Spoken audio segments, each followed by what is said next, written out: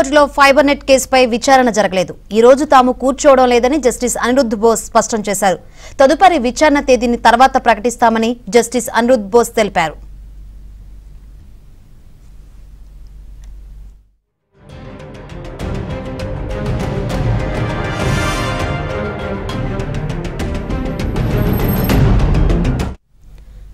Fibre net కేసులో చంద్రబాబు దాఖలు చేసిన బెయిల్ పిటిషన్ పై ఇవాళ సుప్రీంకోర్టులో విచారణ జరగాల్సి ఉంది. ఫైబర్ నెట్ కేసులో చంద్రబాబు ముందుగా ఏపీ హైకోర్టులో బెయిల్ పిటిషన్ దాఖలు చేయగా బెయిల్ మంజూరుకు ధర్మాసనం నిరాకరించింది.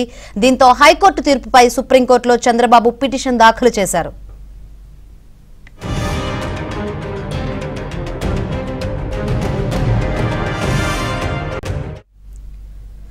సుప్రీంకోర్టులో ఫైబర్ నెట్ కేసుపై విచారణ జరగలేదు. తదుపరి విచారణ ఎప్పుడుందో అడిగి తెలుసుకుందాం. మా Delhi bureau chief Krishna live ద్వారా సిద్ధంగా ఉన్నారు. కృష్ణ, శంకరి, ఈరోజు ఫైబర్ నెట్ కేసుకు సంబంధించినటువంటి విచారణ సుప్రీంకోర్టులో జరగాల్సింది. జస్టిస్ అనిరుద్ధ్ బోస్, జస్టిస్ బేలాయం త్రివేదిలతో కూడినటువంటి ధర్మాసనం కోర్టు నెంబర్ 4లో ఈరోజు 3 గంటలకి కూర్చుంటారంటూ ఈరోజు లిస్టులో నమోదైంది. అయితే 2:30కే దీనికి సంబంధించినటువంటి ఒక ప్రకటనను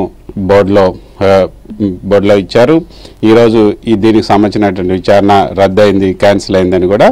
అదేవిధంగా 3 గంటలకి ఈ యొక్క 3 గంటలకి బెంచ్ 3 గంటలకి ఏపీ ప్రభుత్వం తరఫున హాజరైనటువంటి ఏవార్, అదేవిధంగా చంద్రబాబు నాయుడు తరఫున హాజరైనటువంటి న్యాయవాది సిద్ధార్థ లూత్రాలు తదుపరి తేదీని వెంటనే ప్రకటించాలని కూడా కోరారు.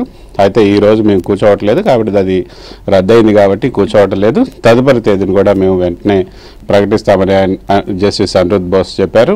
సో తదుపరి తేదీ ఎప్పుడు వస్తుందని కూడా చూడాలి.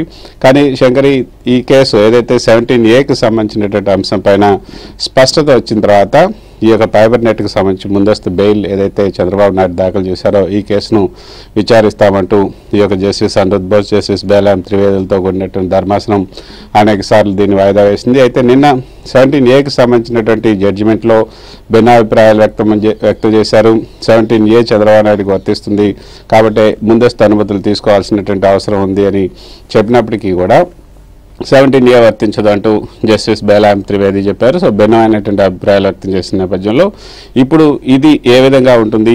సో 17A సంబంధించినటువంటి case quash petition case larger బెంచ్కి రెఫర్ చేశారు కాబట్టి దీన్ని కూడా లార్జర్ బెంచ్కి రెఫర్ చేస్తారా, లేకపోతే ఈ కేసుని డిసైడ్ చేస్తారా, లేకపోతే లార్జర్ బెంచ్ తీర్పు వచ్చేంత వరకు కూడా ఈ తీర్పు దీనికోసం వెయిట్ చేస్తారా ఇదే బెంచ్ అన్నది కూడా చూడాల్సి ఉంటుంది.